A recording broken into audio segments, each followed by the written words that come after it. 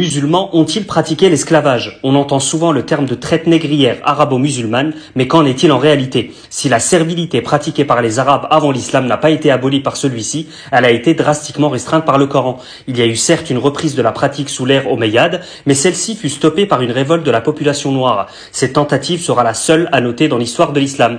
Le chiffre de 13 millions d'esclaves qu'on entend par-ci et par-là est complètement inventé. Aucune source n'existe en la matière.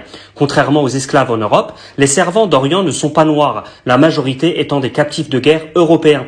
De plus, les servants d'Orient ont le droit de se marier, de fonder une famille, de faire du commerce, de posséder des biens et des terres, et même de poursuivre leur maître en justice en cas de mauvais traitement. Aussi, et à l'inverse des esclaves noirs d'Amérique et d'Europe, les servants d'Orient ne sont pas des objets, mais bien des sujets, des personnes avec des droits et des devoirs. Il est même commun de voir des servants passer au rang de maîtres. Cette pratique s'éteindra au fur et à mesure des siècles et disparaîtra totalement de l'ère moderne.